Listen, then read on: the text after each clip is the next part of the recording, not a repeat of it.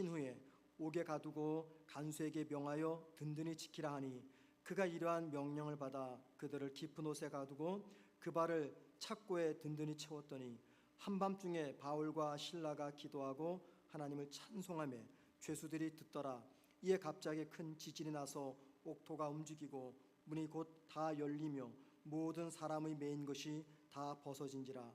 간수가 자다가 깨어 옥문들이 열린 것을 보고 죄수들이 도망한 줄 생각하고 칼을 베어 자결하려 하거늘 바울이 크게 소리질러 이르되 내 몸을 상하지 말라 우리가 다 여기 있노라 하니 간수가 등불을 달라고 하며 뛰어들어가 무서워 떨며 바울과 실라 앞에 엎드리고 그들을 데리고 나가 이르되 선생들이여 내가 어떻게 하여야 구원을 받으리까 하거늘 이르되 주 예수를 믿으라 그리하면 너와 내 집이 구원을 받으리라 하고 주의 말씀을 그 사람과 그 집에 있는 모든 사람에게 전하니라. 그 밤 시각에 간수가 그들을 데려다가 그 맞은 자리를 씻어주고 자기와 그 온 가족이 다 세례를 받은 후 그들을 데리고 자기 집에 올라가서 음식을 차려주고 그와 온 집안이 하나님을 믿음으로 크게 기뻐하니라. 아멘. 여러분 오늘 하루 종일 잘 지내셨습니까? 예, 우리 4층에도 많이 계셨는데 감사드립니다. 자, 말씀을 나누기 전에 우리 앞뒤 좌우로 함께 인사하실 때 함께 기도해서 너무 행복합니다. 인사하겠습니다. 예, 진정성 있는 인사로. 예, 고개만 끄덕이지 마시고요. 제가 다 보고 있습니다. 예. 예, 감사합니다. 함께 기도 자리에 나와 주셔서 감사드려요. 그런데 여러분 제가 이제 찬양 중에 찬양할 때 저 맨 뒤에 앉았다가 마지막 찬양할 때 앞으로 앉았어요. 그런데 제가 느낀 게 있어요. 야, 저 뒤에서 듣고 부르는 찬양하고 앞에서 듣고 부르는 찬양이 이게 강도가 다릅니다. 우리 교회 스피커가 좋은 스피커입니다. 그럼에도 불구하고 소리가 좀 뒤쪽이 약하거든요.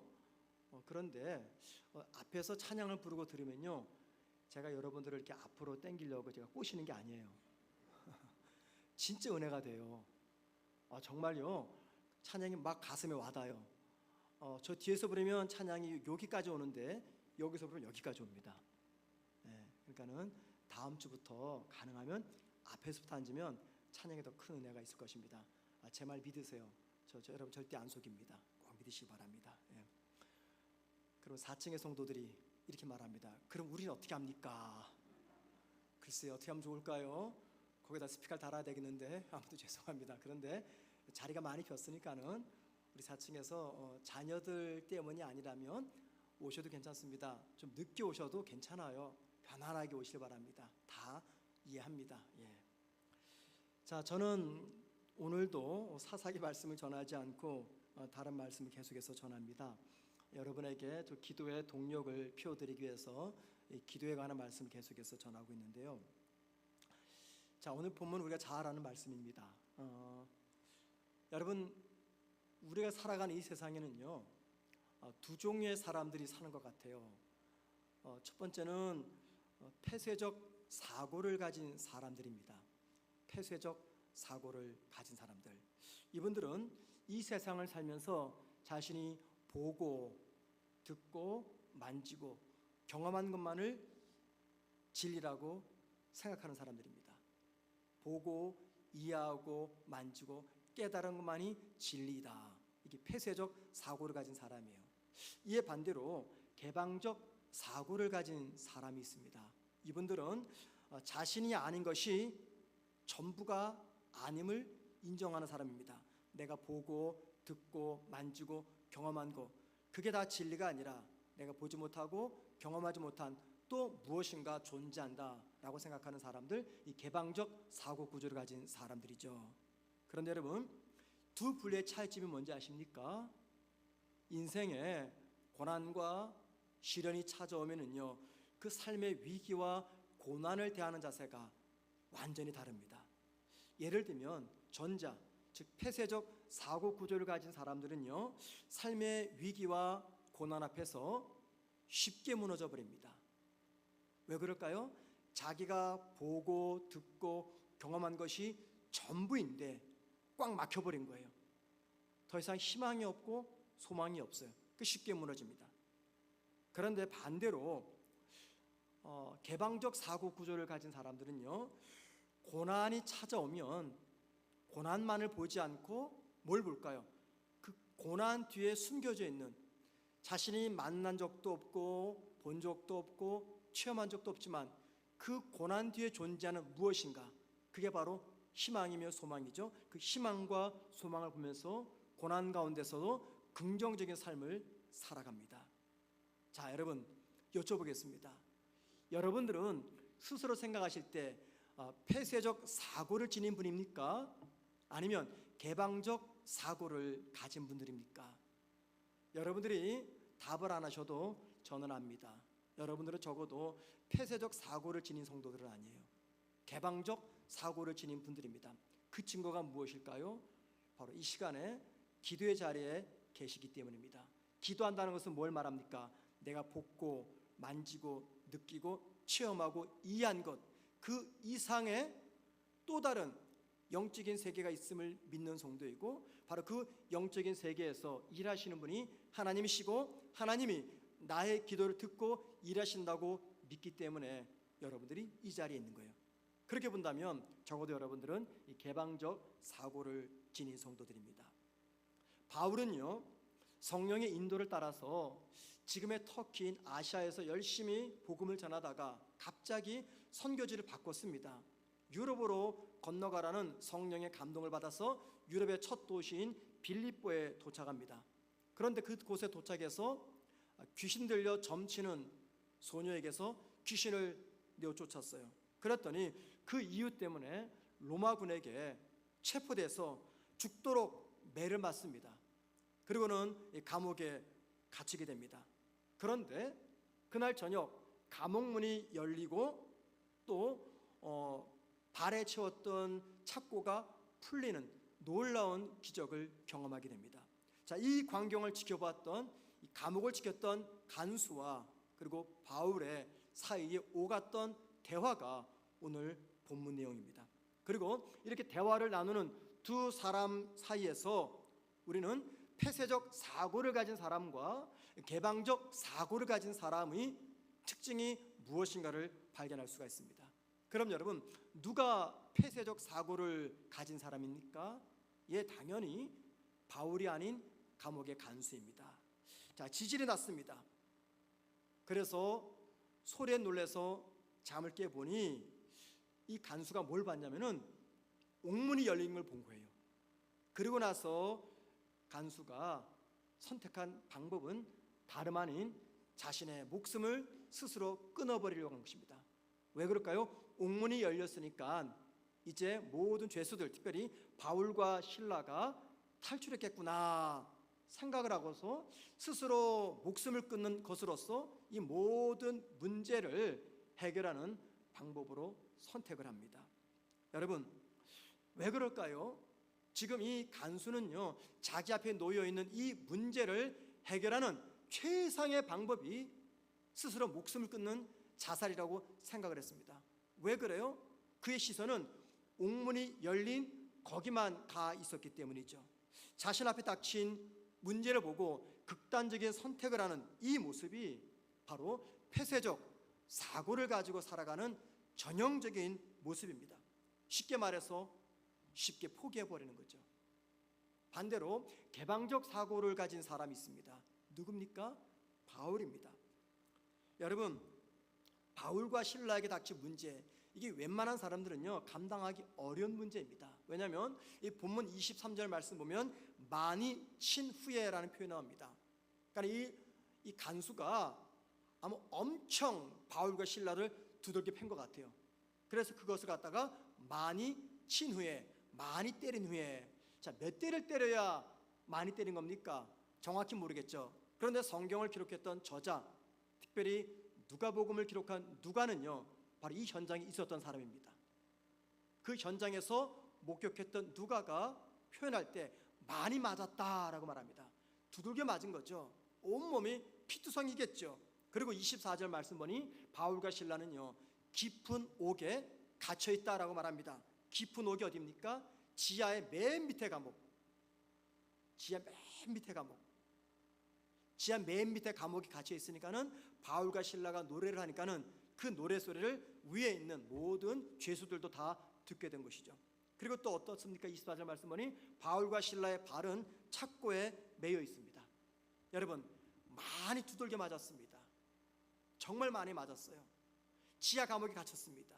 비탄 줄기 들어오지 않습니다. 쾌쾌 곰팡이 냄새가 납니다. 발은 꼼짝 못하도록 착고에 매였어요. 자, 이 상황 그려지십니까? 어떤 상황입니까? 최악의 상황입니다. 그런데 여러분, 그 최악의 상황에 놓여 있었던 바울과 실라는요, 문제의 현실을 넘어서 눈에 보이지 않는 또 다른 무엇인가를 바라보는 눈이 있었습니다. 자, 그 증거가 무엇이냐면 28절입니다. 28절 말씀 보세요. 이렇게 말합니다. 우리가 다 여기 있노라. 우리가 다 여기 있노라. 만약에 바울과 실라가 폐쇄적 사고를 지닌 사람이었다면 여러분, 옥문이 열렸습니다. 발에 채워져 있던 착고가 풀렸습니다. 그럼 어떻게 할까요? 어떻게 하겠습니까? 도망치는 거죠. 서둘러 옥을 빠져나갔을 것이에요. 그런데 바울과 실라 두 사람은 옥문이 열렸음에도 불구하고 발에 채워 있었던 수가 풀려짐에도 불구하고 그대로 옥 안에 있습니다. 그리고 옥에 그대로 있었던 바울과 실라를 보았던 간수가 보인 반응이 29절입니다. 한번 보세요.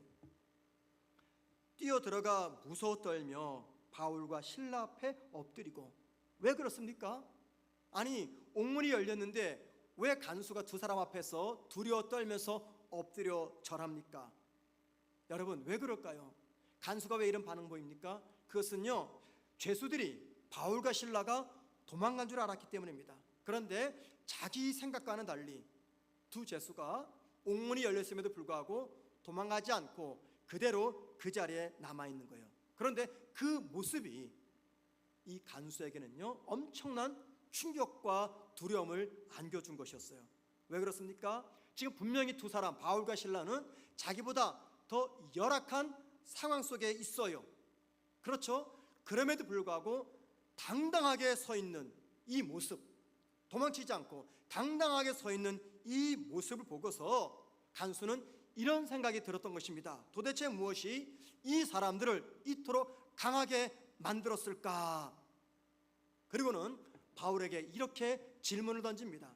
30절 말씀, 내가 어떻게 하여야 구원을 받으리까 하거늘. 이 말이 무슨 말이냐면요, 내가 어떻게 해야 천국 갑니까? 그 말이 아닙니다. 지금 문맥이 천국 가는 이야기가 아니에요. 천국 지옥 이야기가 아닙니다.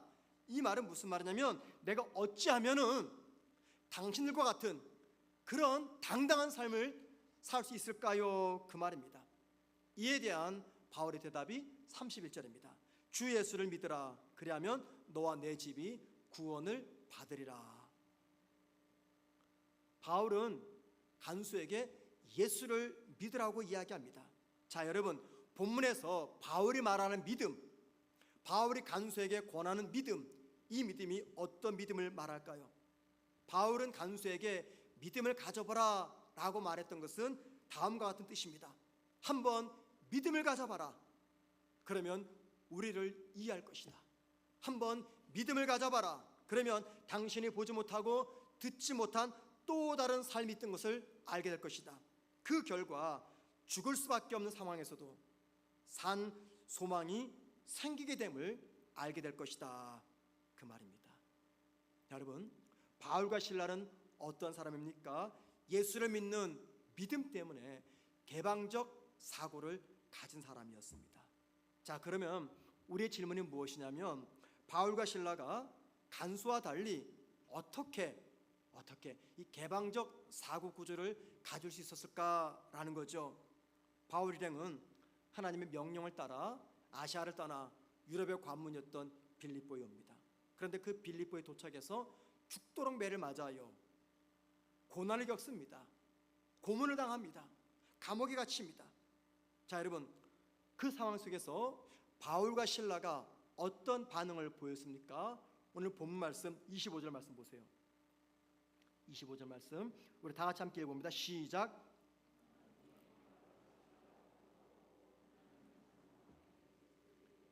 예, 바울과 실라가 감옥에서 고난을 겪은 다음에 두 가지 반응을 보여요. 첫째 뭐 했어요?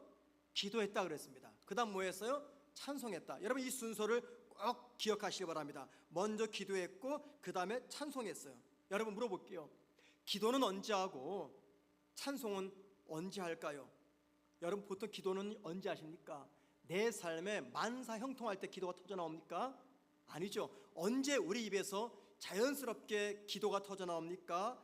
절망과 좌절 속에서 특별한 방법이 없을 때, 도무지 내 힘으로 아무것도 할 수 없을 때, 사방이 꽉 막혀버렸을 때, 그때 터져 나오는 신음, 그게 바로 기도입니다. 그러니까는 나의 한계를 깨달을 때 자연스럽게 성도의 입에서 터져 나오는 것, 이게 바로 기도입니다. 그렇죠 여러분들? 그렇다면 여러분, 찬송은 언제 하는 겁니까? 찬송은 언제예요? 내 삶 속에서 절망과 좌절 속에서 특별한 방법이 없을 때 그때 찬송이 나옵니까? 아니죠.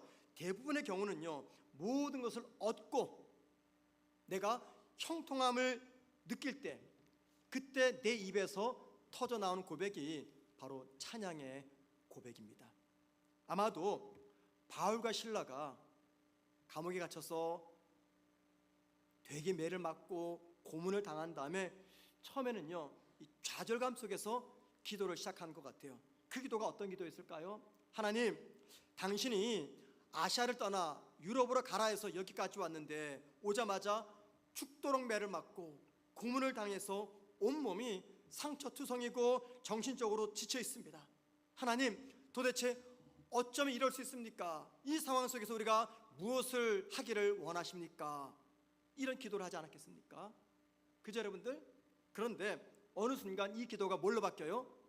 찬양으로 바뀝니다. 자 여러분, 찬양이란 무엇입니까? 찬양은요, 본질적으로 나의 고통을 호소하는 게 아니에요. 물론 우리 찬송가에는 우리 아픔과 고통을 호소하는 찬양의 가사가 있는 것도 사실입니다.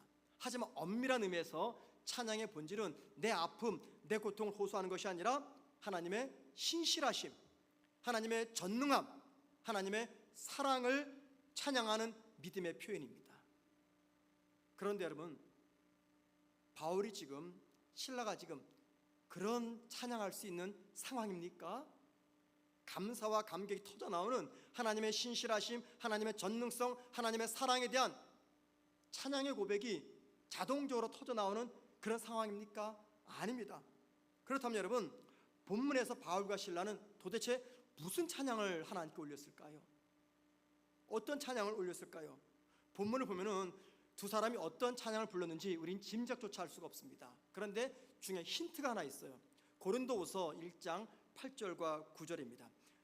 이 말씀 보면 찬양의 내용이 무엇이었는지 우리가 어느 정도 짐작을 해요. 자, 좀 길지만 다 같이 읽어봅니다. 시작. 형제들아. 자, 고린도후서 1장 8절 9절인데 좀 다른 것 같아요. 제가 읽게요. 잘 들어보세요. 형제들아, 우리가 아시아에서 당한 환난을 너희가 모르기를 원하지 아니하노니, 여기 아시아에서 당한 환난 꼭 기억하십시오. 심에 겹도록 심한 고난을 당하여 살 소망까지 끊어지고 우리는 우리 자신이 사형 선고를 받은 줄 알았으니 이는 우리로 자기를 의지하지 말고 오직 죽은 자를 다시 살리시는 하나님만 의지하게 하심이라. 지금 바울이 고린도 교회 성도들에게 편지를 써서 보내면서 무슨 이야기하냐면은 아시아에서 당했던 환난을 이야기합니다. 그 환난 때문에 거의 죽을 뻔했다. 그런데 하나님이 왜 우리에게 이런 고통을 안겨주셨을까 생각해 보니까는 그 이유는 나를 의지하지 말고, 우리를 의지하지 말고 하나님만 전적으로 의지하도록 하기 위해서 이 목숨이 끊어지는 사망 같은 고난을 주셨다라고 말합니다. 여러분, 아시아에서 당한 환난, 이 그 환난이 어떤 환난일까요? 오늘 본문은요, 아시아가 아니죠, 유럽입니다. 사도행전 16장 빌립보 사건은 유럽입니다. 바로 이 빌립보 사건 전에 14장 15장, 사도행전 14장 15장 보면은 바울이 지금의 터키 아시아죠, 루스드라는 지방으로 선교 여행을 떠납니다. 그런데 그 루스드라에서 복음을 전하는데 그곳에 살고 있었던 유대인들이 몰려와 가지고 바울을 붙잡아 가지고 아주 호되게 매질을 가합니다. 특별히 돌로 때립니다. 얼마나 때려놨든지 바울이 그만 기절하고 말았어요. 그런데 때렸던 유대인들은 마치 바울이 죽은 걸로 생각을 해가지고 시체를 갖다 내버리듯이 성 밖에다가 갖다 버립니다. 그 다음 날 제자들이 도와가지고 바울은 몸을 털털 털고 거기서 한 수십 킬로 떨어진 더베라는 곳으로 이동을 하죠. 자, 여기 고린도후서 1장 8절과 9절에서 말하는 아시아에서 당한 환란이란 바로 이 사도행전 14장 15장 기록되어 있는 루스드라에서 돌에 맞아 죽을 뻔했던 그 이야기를 이야기합니다. 바울은 빌립보 오기 전에 사도행전 14장 15장에서 아시아의 도시 루스드라에서 이제는 끝인가 보다라고 하는 환란을 당했어요. 그런데 죽지 않았습니다. 바울이 생각해 봤어요. 왜 하나님 때문에 온 내가 이런 환란을 겪어야 되는 것인가? 답을 알았습니다. 그 뭐냐면 그 누구도 자신조차도 의지하지 말고 오직 하나님 한 분만 의지하도록 하나님께서 일깨우게 해서 이 아시아에서 목숨이 끊어질 것 같은 그런 고난을 겪게 하셨다라는 결론이었습니다. 그런데 여러분, 그 비슷한 사건을 지금 바울이 어디서 겪고 있습니까? 빌립보 감옥에서. 얼마 전 루스드라에서 겪었던 그 아픔과 환란을 지금 빌립보 감옥에서 온몸이 피투성이 될 정도로 두들겨 맞습니다. 죽을 만큼 매를 맞았어요. 감옥에 갇혀서 고문을 당했습니다. 족쇄를 차고 있습니다. 그리고 날이 밝으면 자기들의 목숨이 어떻게 될지 전혀 예측할 수 없는 그런 상황입니다. 그런데 그런 상황 속에서 하나님 앞에 하나님 왜 이러십니까? 라고 하는 신음을 토해내는 기도를 했어요. 그렇게 기도하다가 갑자기 찬양을 합니다. 여러분, 그렇다면 어떤 내용이 찬양이겠어요? 한번 생각해 보세요. 당연히 얼마 전 루스드라 지방에서 경험했던 하나님의 그 능력을 찬양하는 찬양이 아니겠습니까? 죽을 수 있는 그 상황 속에서 자신의 생명을 건져내시고 그 아픔을 주신 하나님의 지혜, 하나님의 간절한 은혜를 바울은 경험하면서 빌립보 감옥에서 그 사건을 추억하면서 하나님을 찬양한 것입니다. 자, 여러분, 여기 중요한 대목입니다. 우리 이 말씀에서 진짜 중요하고 온전한 기적, 진짜 진정한 기적이 무엇인가를 알 수 있습니다. 자, 지진이 났습니다. 이 기적이죠. 옥문이 자동 열렸습니다. 기적이죠. 발에 채웠던 착고가 스스로 풀려졌습니다. 이것도 기적이에요. 그런데 여러분, 이것들보다 더 놀라운 기적이 이 감옥에서 일어나고 있어요. 그 기적이 어떤 기적입니까? 인생의 가장 큰 위기 앞에서 눈에 보이지 않는 하나님을 찬양하는 것입니다. 이 상황이 하나님을 찬양할 상황이에요. 온몸에 피투성입니다. 감옥에 갇혔어요. 고문을 당했습니다. 날이 밝으면 어떤 일이 일어날지 몰라요. 그런데 바울과 실라는 이 감옥에서 하나님을 찬양합니다. 이것만큼 더 위대한 기적이 어디 있겠어요? 바울이 어떤 걸 찬양합니까? 하나님의 사랑, 하나님의 신실함을 찬양합니다. 여러분, 이 감옥에서 무슨 하나님의 사랑을 발견할 수가 있어요? 그 상황 속에서 어떤 하나님의 신실함을 발견할 수가 있어요? 폐쇄적 사고를 지닌 사람은 전혀 발견할 수 없어요. 그런데 바울과 실라는 개방적 사고를 지닌 사람이기 때문에 고문 너머에 있는 하나님의 역사, 감옥 너머에 있는 하나님의 일하심을 바라보기 때문에 하나님의 사랑을 목소리로 높여 이 감옥에서 찬양할 수가 있었던 것이죠. 그리고 이것이야말로 기적 중에 기적이라는 것입니다. 여러분, 하나님을 믿는 우리 모두에게는요, 공통된 바람과 소망이 있습니다. 어쩌면 그 바람과 소망 때문에 이 기도 자리에 나와 있는 것이죠. 그게 무엇일까요? 어느 날 기적 같은 특별한 일이 내 삶에 한 번쯤은 찾아오는 것입니다. 우리 모두는 그런 기적을 꿈꿉니다. 여러분, 우리가 바라고 기대하는 그 기적 같은 일, 이게 무엇일까요? 다른 거 아닙니다. 평소에 내가 간절히 바랬던 것, 평소에 이루어지기를 내가 간절히 소망했던 것, 내 삶에서 꼭 필요해서 이게 꼭 이루어지면 좋겠다라고 생각했던 것, 그것들이 이루어지는 그 기적들을 우리 모두는 기대하고 있습니다. 그게 뭘까요? 어쩌면 불치의 병에 걸린 사람은 병이 낫는 거죠. 사업이 망하기 직전에 있는 사람은 회생하는 거죠. 불임 부부 같은 경우는 임신하는 거죠. 혹은 오랜 세월이 흘러 나이가 들어서도 결혼하지 못하는 자녀들을 둔 부모에게 소망은 그 자녀가 시집 장가가는 것입니다. 각자가 기대하고 꼭 필요한 것들이 이루어지는 것, 이거 우리 기적이라 생각을 하고 그 기적이 한두 번쯤은 내 삶에서 나타나기를 소망합니다. 자, 그런데 여러분, 이런 기적들에게는 문제가 없을까요? 그 기적이 찾아와서 당장에 나의 필요를 채워주면 그 다음에는 또 필요가 생기지 않을까요? 기적이 찾아와서 그 순간 내가 간절히 원했던 것을 들어주면 그 이후에 내 삶에는 결핍이 나타나지 않을까요? 불치병이었습니다. 기적이 찾아와서 병이 나았어요. 그러면 내가 영원토록 죽지 않을까요? 병에 걸리지 않습니까? 내 아들, 딸이 기적적으로 좋은 배우자 만나서 가정을 이뤘습니다. 그러면 그 자녀 앞날에 또 다른 문제가 찾아오지 않을까요? 불임 부부가 기적인 방법으로 아기를 낳습니다. 그러면 또 다른 문제가 나타나지 않을까요? 우리 모두는 그런 삶을 기대하지만 현실적으로는 그게 불가능하다는 것입니다. 간절히 바라고 원하는 기적이 이루어지면 그것으로 평생 내 인생이 마치 양탄자 위를 걸어가는 그런 인생이 아니라 기적이 나타나면 그 다음에 또 다른 결핍이 찾아오고 또 다른 결핍이 찾아오고 평생 결핍 속에서 살아가는 것이 우리의 운명이라는 것입니다. 따라서 여러분, 우리 삶에 진짜 필요한 기적, 그것은요 내가 바라고 원하고 소망하는 것이 이루어지는 것이 아닙니다.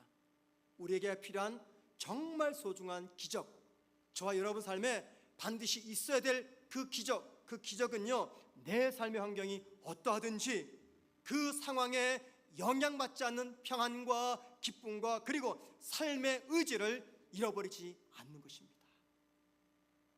어떤 환경 속에서도 내가 평안과 기쁨과 삶의 의지를 놓치지 않고 잃어버리지 않는 것, 이게 바로 우리 모두가 반드시 필요한 기적이라는 것입니다. 우리 삶에 찾아오는 진정한 기적이란 힘들고 아프고 어려운 상황이 닥쳐와도 나를 향하신 하나님의 인자하심과 진실하심을 찬양할 수 있는 능력입니다. 그렇기 때문에 여러분 삶에 찾아온 말할 수 없는 고통과 아픔과 절망 가운데서도 하나님의 신실하심을 기대하며 그분을 높이는 찬양이라면 여러분은 하나님의 놀라운 기적의 선물을 받은 분들입니다. 성도가 부르는 찬양에는 믿음의 고백이 담겨 있어요. 여러분들, 우리가 이 말씀 듣기 전에 꽤 오랜 시간 찬양을 불렀죠. 그냥 불렀습니까? 그 찬양을 부를 때는 우리의 믿음의 고백도 함께 하나님께 올려드렸어요. 그 믿음의 고백이 무엇일까요? 다른 게 아니라 하나님을 향한, 그분을 향한 나의 사랑이죠. 우리의 부르는 찬양 속에 하나님을 향한 나의 찬양이 담겨져 있습니다. 그렇다면 여러분, 바울과 신라가 불렀던 그 찬양에는 하나님을 향한 어떤 믿음이 담겨져 있었을까요? 어떤 믿음입니까? 그것은요 하나님의 신실하심을 믿는 믿음입니다. 하나님의 신실하심에 대한 믿음이에요. 자, 신실하다, 그 말이 무슨 말입니까? 다른 말로 말하면 변함이 없다, 한결같다, 그 말입니다. 또 다른 말로 말하면 결코 나를 실망시키지 않으신다, 이게 바로 신실하신 하나님입니다. 바울과 신라가 불렀던 찬양에는 이 고백이 담겨져 있는 거예요. 하나님은 결코 우리를 실망시키지 아니하신다. 어제나 오늘이나 내일이나 성도를 돌보는 하나님의 사랑에는 결코 변함이 없으십니다. 루스드라에서 유대인들의 무서운 공격으로부터 생명을 지켜주신 하나님이 빌립보에서도 반드시 지켜주실 것이라는 그 믿음, 그리고 절체절명의 이 상황을 통해서 반드시 선한 결과를 만들어 내실 것이라는 하나님의 신실하심을 믿는 그 믿음, 그 믿음으로 바울과 신라는 빌립보 감옥에서 찬양을 불렀던 것입니다. 그리고 그 찬양을 통해서 그들 앞에 놓여 있었던 옥문이 열리고 그들의 발을 채웠던 착고가 풀어지게 된 것이죠. 우리 교회 성도들 중에는 정말 힘든 상황 속에서, 그리고 희망이 하나 보이지 않는 상황 속에서도 하나님을 찬양하는 성도들이 있습니다. 왜 그럴까요? 희망도 보이지 않고 삶의 상황도 너무나 열악하고, 그런데도 하나님을 목소리로 높여 찬양합니다. 왜 그렇습니까? 그 이유는요, 그분들에게 믿음이 있기 때문이에요. 믿음. 그 믿음이 어떤 믿음입니까? 어제나 오늘이나 내일이나 언제나 내 삶을 선하게 인도하실 하나님의 신실하심을 믿는 믿음입니다. 시대를 막론하고 모든 사람들이 간절히 소망하는 것이 있어요. 그게 뭘까요? 고대 시대나 중세 시대나 근대나 현대나 미래나 모든 사람들이 소망하는 것, 그게 뭘까요? 행복입니다. 행복. 모두가 다 행복을 꿈꿉니다. 부모들이 자녀들을 힘에 부치도록 공부시키는 이유가 무엇 때문입니까? 우리 성도들이 최선을 다해서 사업하고 장사하고 직장에서 일하고 많은 이성도 중에서 내 마음에 쏙 드는 배우자를 찾는 이유, 시간을 쪼개서 열심히 운동하고 취미생활하고 현재 나보다 더 나은 미래의 나를 위해서 열심히 공부하며 일하는 이유, 무슨 이유 때문입니까? 그건 하나예요. 행복한 삶을 위해서. 우리의 삶을 이끌어주는 동력을 꼽으라면 행복입니다. 행복. 이걸 어떻게 알 수 있느냐? 여러분, TV에서 나오는 광고를 보세요. 모든 광고들마다 공통된 컨셉, 개념이 하나 있어요. 그게 뭘까요? 행복입니다. 행복. 많은 연예인들이 광고물에서 광고물을 하죠. 아파트를 광고합니다. 자동차를 광고합니다. 침대 광고, 화장품 광고, 술 광고, 커피 광고, 핸드폰 광고, 그 모든 광고에 담겨있는 가장 중요한 개념, 컨셉이 뭐예요? 이거 이용하면 행복할 거다. 이 옷 입으면, 이 침대 누우면, 이 핸드폰 이용하면, 이 커피 마시면, 이 술 마시면, 이 옷 입으면 행복할 것이다 라는 것을 소비자들에게 알려줍니다. 여러분, 왜 광고를 만드는 회사에서 행복의 컨셉을 가지고 광고할까요? 이건 너무나 간단하죠. 모든 사람들이 가장 소중하게 생각하는 것이 다름 아닌 행복이기 때문입니다. 그리고 많은 사람들은요, 행복은 외적인 조건에 의해서 결정이 된다고 생각을 합니다. 이것이 세상 사람들이 생각하는 행복의 조건입니다. 그런데 여러분, 믿음의 사람이 생각하는 행복의 조건은 어떻습니까?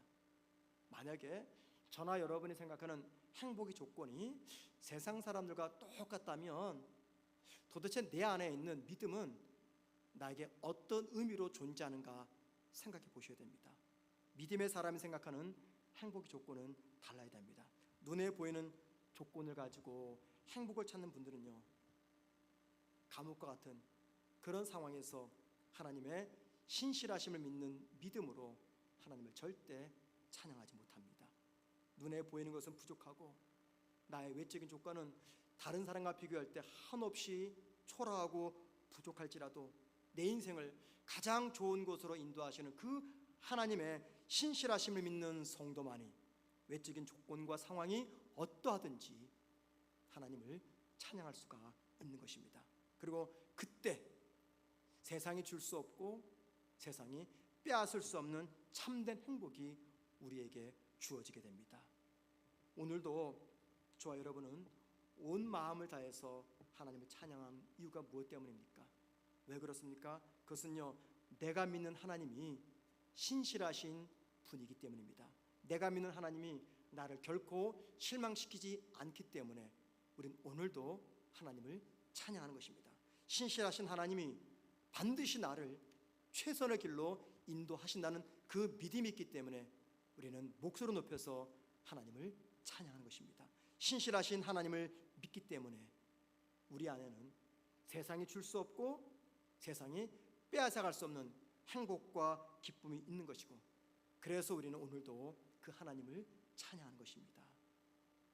바울과 실라는요, 낯선 빌립보에서 예상하지 않은 인생의 밤을 만났습니다. 그런데 여러분, 바울뿐 아니라 우리에게도 예상치 않은 인생의 밤이 찾아옵니다. 여러분, 건강이 나빠지셨나요? 경제 사정이 많이 힘들어졌습니까? 혹은 자녀 때문에 큰 어려움을 만났습니까? 이 모든 것이 우리 삶에 인생의 밤이 찾아왔다는 것입니다. 우린 본능적으로 이런 밤을 싫어합니다. 여러분, 우린 지금까지 살아오면서 참 많은 인생의 밤을 만났어요. 때로는 그 밤이 너무 길어서 언제쯤이면 환한 날이 찾아올까 한숨 쉬며 긴긴 밤을 지냈습니다. 어떤 때는 인생의 밤이 너무 고통스러워서 뜬 눈으로 한숨으로 고통스럽게 밤을 지낼 때도 있었습니다. 그런데 하나님은요, 놀랍게도 그 상황 가운데서도 우리를 찬양하게 하셨습니다. 그리고 지금도 찬양하게 하십니다. 인생의 어두운 밤을 만나신 그런 분들이 계십니까? 그런 분들에게 제가 정말 여러분을 사랑하는 마음으로 권면드립니다. 여러분, 한숨만 쉬지 마시고 신세 타령을 하지 마십시오. 기도하세요. 하나님께 여러분의 신음소리를 올려드리세요. 그리고 그렇게 기도하셨다면 이제 바꾸세요. 무엇으로요? 찬양으로 바꾸십시오. 믿음으로 신실하신 하나님을 찬양하십시오. 그렇게 되면은 분명히 기적같은 놀라운 변화가 내 삶에 주어지게 될 것입니다. 사랑하는 성도 여러분, 빛 한 줄기 들어오지 않는 긴 어두운 감옥에 놓여 있다고 생각하십니까? 그런데 여러분, 그곳에 하나님이 계시면 그곳은 감옥이 아닌 하나님의 은혜가 부어지는 곳입니다. 여러분, 외롭고 쓸쓸한 광야에 서 있다고 생각하십니까? 그곳에 하나님이 계시면요, 그곳은 광야가 아니라 그곳은 천국이 됩니다. 하나님이 계시면 메마른 광야에서 샘물이 터져나오고, 하나님이 계시면 황폐한 땅에 기름지고 비옥한 땅이 될 것입니다. 하나님은 어느 곳에나 계십니다. 동시에 언제나 계십니다. 과거에도 계시고 현재도 계시고 미래도 계십니다. 그래서 하나님 시간은 언제나 현재의 시간일 뿐입니다. 저와 여러분이 지난 과거, 살아가는 현재, 살아갈 미래를 하나님은 아십니다. 그리고 과거, 현재, 미래 우리와 함께 동행하고 계십니다. 내가 어느 곳에 있든지 나와 함께 하시면서 내 삶을 가장 선하고 가장 복된 곳으로 인도하실 그 하나님의 신실하심을 온 마음을 다해서 찬양하는 저와 여러분 되기를 주님의 이름으로 축원을 드립니다. 우리 함께 말씀을 기억하면서 이제 찬양하면서 기도하겠습니다. 오늘 말씀을 마음에 꼭 담으시고, 도무지 찬양이 터져 나오지 않는 그런 상황에 놓였다 할지라도 여러분, 하나님의 신실하심을 믿는 믿음으로 찬양하실 때 바로 그것이 여러분에게, 저에게는 기적의 순간입니다.